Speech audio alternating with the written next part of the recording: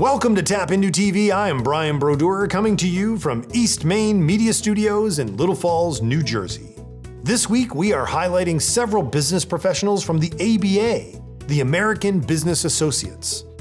Bob Putt discusses networking and business development during the pandemic. And then matrimonial attorney and family law expert Catherine Reardon tells us about her firm and how she advises clients. Danny Wood of Sandler Training tells us about his career in the world of professional sales.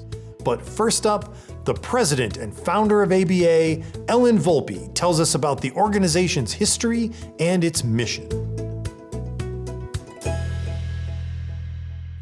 Well, what a pleasure to be joined today by Ellen Volpe, the president and founder of American Business Associates. Ellen, thanks for joining me. Thank you for having me. Well, we have lots to talk about. Let's start with the high level. Would you tell me, what is ABA, the American Business Associates? ABA is a community of people who are supporting each other in ways in which are life-changing. It's easy for me to say that because I watch it every single day. ABA is a community of people that are growing personally and professionally, and that are being guided and assisted by other people that they're getting to meet and that they're developing relationships with. The relationships that people establish cannot be quantified. It's not just business networking, right? There's a lot of organizations that do this, but can you elaborate on that and really what makes it different?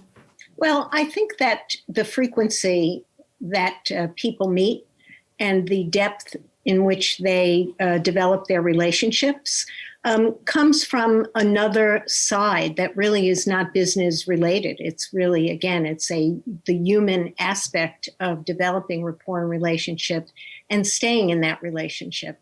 The deeper it goes, the more the possibilities exist, because we have a process that basically helps people spend their social capital. The social capital today, what's in people's databases, the connections that they have, is really the currency of the environment that we are living in today. So let's talk about geography. I know that you are based in Long Island, but ABA is bigger than that. Tell me where ABA is. We are in Northern Jersey. My business partner, Bob Putt, and I have been partners for about 18 years.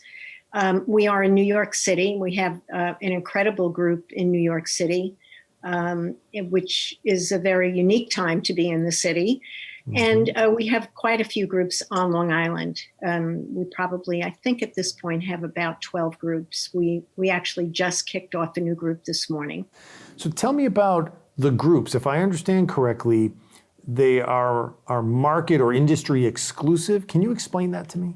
Yeah, it's not uncommon with groups to actually have exclusivity, meaning there's only one person representing a specific business category.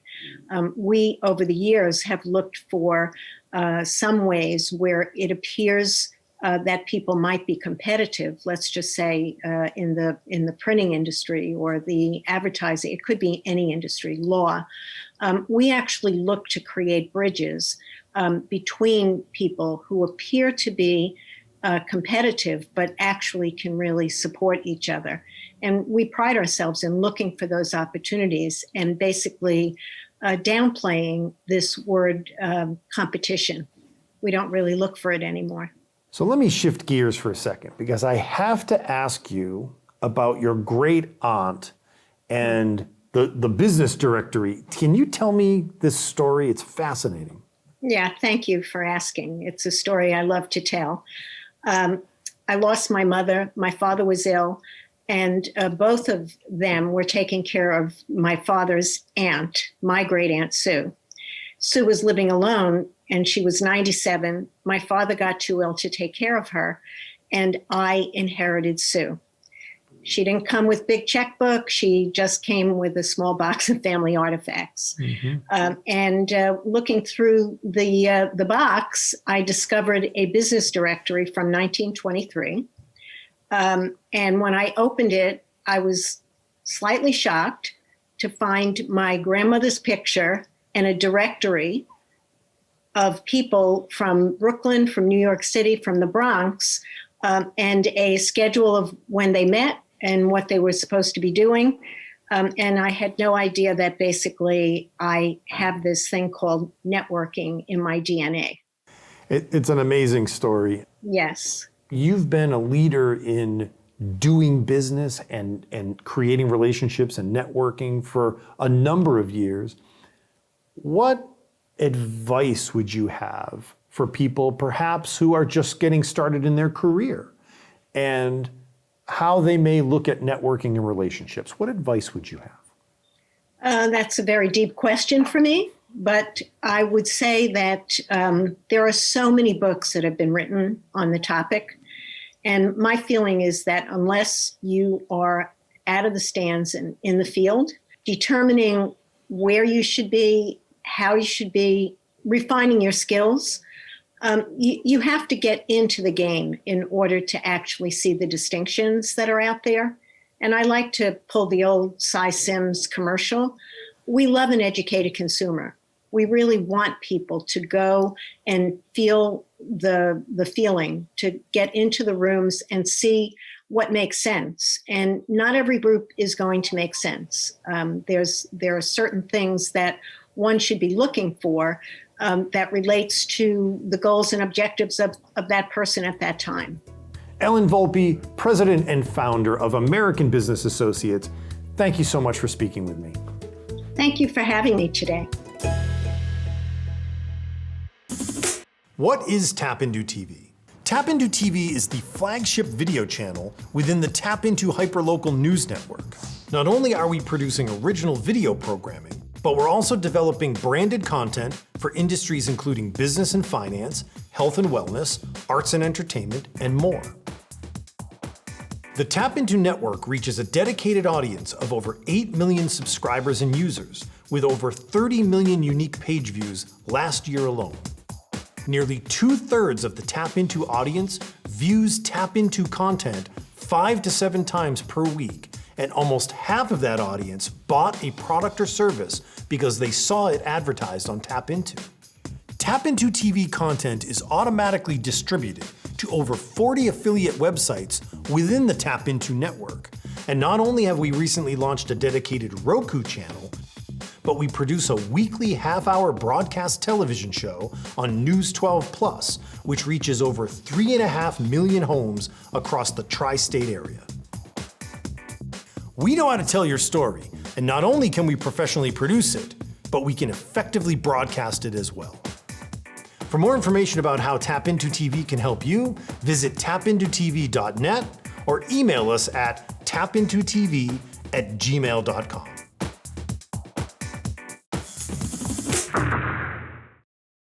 To watch more TAPintoTV videos, subscribe to our YouTube channel at TAPintoTV. I'm joined by Bob Putt, the director of ABA New Jersey. Bob, thanks for joining me today. Thank you, Brian. It's a pleasure to be here. Thank you for the invitation. So tell me what ABA is, the American Business Associates. Well, ABA is a relationship-driven business development organization. It focuses on mid-sized companies in each of the regions that it's located. In our case, it's New Jersey. And what we do is bring together business professionals, decision makers, who create relationships over the course of time. They not only build their business financially by sources of referral, which most people think what networking is about, but they build themselves up as business professionals through the guidance and interaction of the other professionals that are in the room. Now, you and I have spoken about ABA not being a networking group, it's a business development group. Tell me about what that difference is and how you see that working for professionals. It is common practice that people feel networking or business development is transactional, that the value of networking is in getting a lead or getting a referral, getting new business. But the true networking, the true value in networking is business development by developing your life skills and your professional skills to become a well-rounded business professional. So Bob, tell me who needs to be a member of ABA? Who really benefits from being a member? Companies that want to grow professionally. They want to grow their business skills, they want to grow their relationships, they want to expand their business knowledge. In ABA, we don't take certain types of businesses, not because we don't want them or don't like them, they just don't fit in.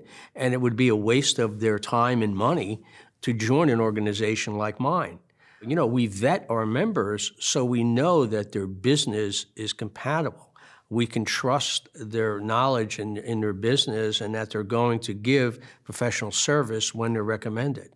So these are all little factors, but the fact remains that everyone needs to network. You know, you need to network in your private life so much as your business life, but just people don't think of it that way. Unlike other groups, it's not expected that the members are doing business amongst themselves. It's more about creating relationships and then being a referral for outside people that the members may know. Is that accurate? It's very accurate. The difference in what we do is, A, we don't keep score. The real theme of ABA is go-giver, giving without expectation. The best thing you can do to develop not only your business skills, but your business in general is to be a giver. You know, you can give in many, many ways. Of course, you can give a referral and it's new business. That's the standard.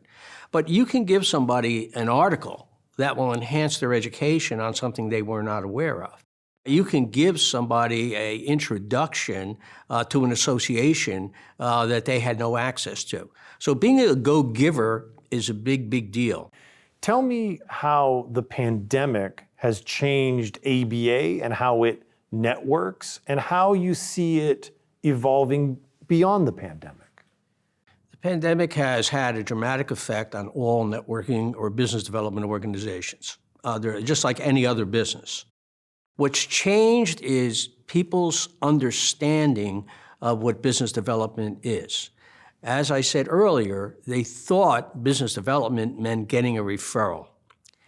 After the pandemic, they now thoroughly understand it is not that. It is resources. People that had the resources to maneuver through this pandemic came out of it so far ahead of anyone else because they were able to take care of business. They were able to take care of their insurance. They knew where they stood. Navigating the federal funding was a challenge for everyone. Every ABA member got the funding easily in comparison to the majority of other business professionals that we know. ABA members had, as part of the membership, resources to at least one community bank that would advise them or at least give them input, if not actually help them apply. Is that accurate? Is that true? It's very accurate. Connect One Bank has been the primary bank member of both ABA organizations in New Jersey for approximately, I'll say, 14 years. We were very, very fortunate to have the head of their SBA lending department as our member. Wow. So anyone that had a question or was meeting obstacles with their banks or their accountants had the opportunity to call them directly, call David directly to get help and guidance in how to navigate the PPP loan program. Secondarily, we had employment attorneys. Employment attorneys help people understand, what do I do with my employees? What is my obligation? How do I handle this? What do I tell them? And then thirdly, the financial community, we have a very robust accounting membership. We have very large international accounting firms, and we have local accounting firms. And we have a CFO company.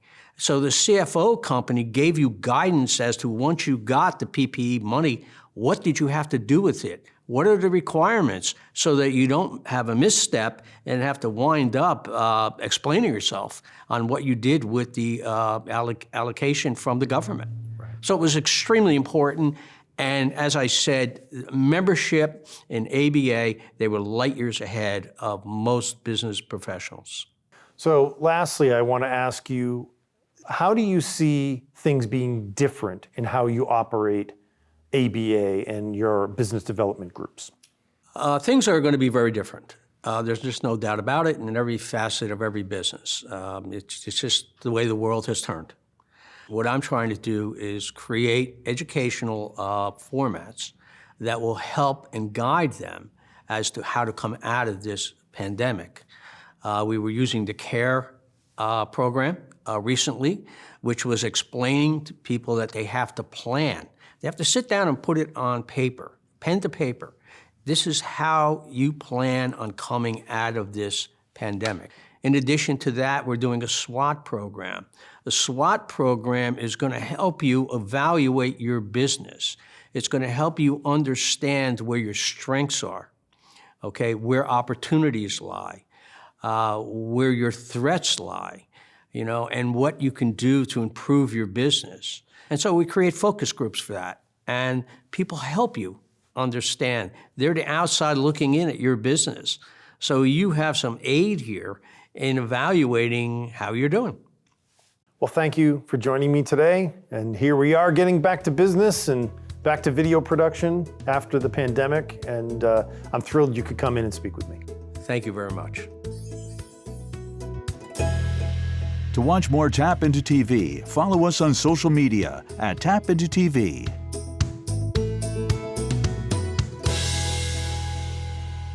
I'm joined today by Catherine Riordan from Riordan and Associates Divorce and Family Law. Catherine, thanks for joining me. Hi, Brian. Thanks so much for having me. Tell me a little bit about Riordan and Associates. What's the scope of service that you do, and what do you focus on? We're a boutique divorce and family law firm. So we specialize in different matrimonial issues, divorce, custody, parenting time, spousal support, child support, and then, of course, non-divorce issues that could include parenting time and child support as well. Can you tell me the distinction between divorce law and family law? And are they the same thing? Divorce would be a part of family law. So as a family law attorney, I may deal with non-marital issues. There can be a couple that shares a child together and their relationship falls apart, but we still have to address the needs of a child or children. Or maybe they jointly invested in some things together but didn't get married. Right. They'll still come to see me for those things, and we'll figure out child support, we'll figure out parenting time, we'll figure out college, all their activities, medical insurance, all that great fun stuff that comes with having kids. Sure. Despite the fact that I do mediation and litigation, there's always going to be that settlement mindset, which is similar to how the courts look at it anyway. Explain that. I want to know about that difference, the court's perspective versus your perspective of settlement. Explain that, please. Well, they're not so different. That the court schedule is essentially set up to have every case reach settlement. They're not that different. The process is longer. The bottom line for a divorce case is trying to not spend so much money on wonderful lawyers and keep as much as you can in your pocket. And that's really still my job, right? I'm supposed to educate my client on how the law would likely be applied to their case and say, but if we reach a settlement, we don't have to necessarily follow the letter of the law. We get to be creative. So it's really attractive.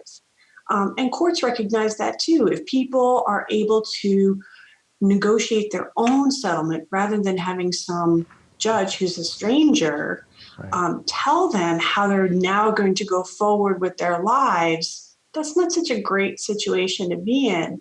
Let's kind of stay in the driver's seat a little bit and see what we can figure out that's best for you and your family and still be fair. And that's usually the fairness is where a little Irish guilt comes in. I'll remind people that you love your kids more than you may dislike each other right now. What can we do that's right for them? What was your path to starting your firm and focusing on family and divorce law? What was your path to that place? I worked for a firm where I did a little bit of everything when I started out.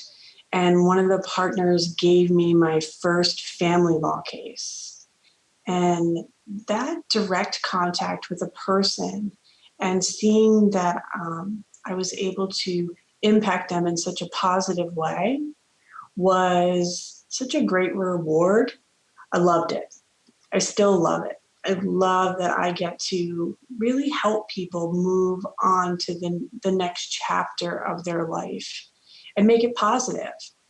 I always say that, the Irish people find humor in the most horrible of things. So in this difficult time, I still make my clients laugh. We find the positive parts of all of this. And, I get something out of that too. It feels good.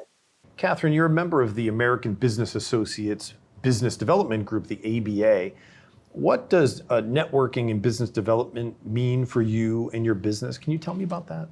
With ABA, that networking, I wouldn't necessarily call it networking, that interaction with those other members means education for me primarily. I have learned about different businesses. I've learned about different ways to approach business, budget, employees, even my clients, how to address clients differently, and in some cases, how to navigate some difficult business paths that maybe someone else has a different perspective on. And they're such incredibly bright people, and they're really always willing to help and share, that it has been just an amazing experience for me. Catherine, thanks so much for taking time to talk today. Thank you so much, Brian. Take care. Tap Into is a network of more than 80 franchise local news sites with more than 10 million readers. Bring local news to your community while owning your own business. Tap Into provides you with the training, support, and technology to help you build a profitable business. To find out more, visit www.starttap.net. To learn more about TAPintoTV, visit TAPintoTV.net. I'm joined today by Danny Wood, sales trainer and business development expert. Danny, thanks for taking time to talk to me. Oh, I appreciate it. Thank you, Brian. Good to be here. We have a lot to talk about.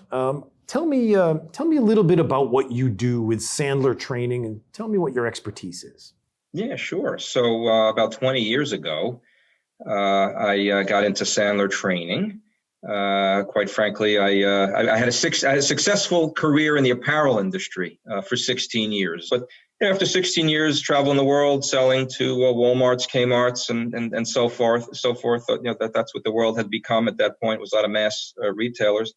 I had decided your life had more to offer. I had 2 small children, a wonderful wife. Now I have 2 older children, still a wonderful wife, and decided to do what I was really what I wanted to do, what would make me happy.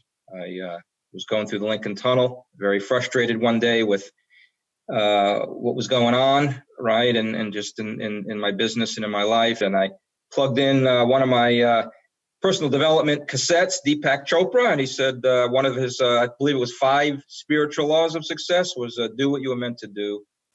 And I said, you know what, it's enough of doing what I'm not meant to do. So let me go figure that out. So I actually consider myself blessed to have found Sandler Training in my journey. So I train salespeople and business development people and sales managers of companies and professional firms. So our philosophy, Brian, is to help them through ongoing training and reinforcement to make behavioral change over a period of time. That's what I do. Let me follow up on that. When somebody comes to you, either an individual or maybe a company brings their sales team or their management team to you, how do you begin to diagnose what to address? What's the first steps for you as a training expert? Here's how it works. the last thing that we want to do is be sued for sales malpractice, right? To show up, somebody shows up and we say, hey, you know what, here's a course for you. This is what you need. Works for everybody. I mean, that is just not the right approach. So what we do is we diagnose before prescribing. So we do assessments. We have the sales manager take an assessment. We have the salespeople take an assessment. And we put a team report together, a scorecard, and we come back with recommendations on what kind of program to put together, because people need different things. They learn at different paces. They have different strengths, different weaknesses. And that's how we, on one hand, Brian, people always say, well, your training really works. And I say, well, you know what, we kind of cheat. What I mean by that is we do the assessment first, and I get a really good understanding of what people need. In this age of the pandemic, of COVID-19, you and I are speaking at the end of August in 2020. Mm-hmm. I wanted to ask you about specific challenges that you see in the world brought on by our new normal or this pandemic era. Can you speak to that? So what would a challenge be? A challenge is getting up to speed with technology. So not just having an account, I see many people that say, oh, yes, I'm on LinkedIn. I see people with me, constantly looking to connect, but it's having a strategy. So I would say this, Brian, we need to make LinkedIn the center of our prospecting universe. Anything you do, any virtual trade show for the time being, any virtual networking event, any conversation, everything needs to go and filter through there. It's interesting that you mentioned LinkedIn, and of course that was popular before the pandemic and yes, even more popular now. Do you integrate these new technologies now in your training along with strategies and ideas that have nothing to do with technology? How does it work together? Yes, without a doubt. I mean, we have it all is integrated. We have to have a good 30-second commercial. We have to know how to introduce ourselves, right? I gave a little bit of mine earlier, putting what I'll call them, instead of going feature and benefit, here's why you should buy from us. These are the type of people we work with. These are the type of situations they solve. What you want to do is relate to somebody so that they can say, when you're speaking to them, hey, you know what? Yes, those are the issues that I experience, because it's not about us. It's always about them. It's always about them. Brian, it's all about consistency. It's all about having goals and doing it. It's all about carving out the time to do it. It's all about having what we call a cookbook, which has always been part of Sandler's philosophy. If you want to reach a goal, then we have to reverse engineer where we want to go and how to do it. Now, have those activities changed with COVID? Yes. If we had trade shows in there, if we had live networking events, we're not doing those. Are we having opportunities to have a virtual cup of coffee? Absolutely. Are people open to that? Absolutely. So those are the types of things that we're suggesting. Well, you mentioned getting together in groups, either in person or virtually. You're a member of the ABA Business Development Group, American Business Associates. Can you tell me what value that brings to you and the people you've met within that group? Yeah, the ABA is a group of, it's not just entrepreneurs, but it could be top performing salespeople at companies. It's a relationship group. It's not just about giving leads. We do that as a result of getting to trusting one another, knowing one another. So it's a fantastic group of people. I like to say that it's a group with a heart. And when you put good people in a room with one another, good things happen. That's right? Great. Thank you so much for joining me, Danny. Danny Wood of Sandler Training, sales training and business development expert. Have a great day, Danny. Take care. Awesome. Thank you. You too, Brian. To watch more Tap Into TV, follow us on social media at TAPintoTV.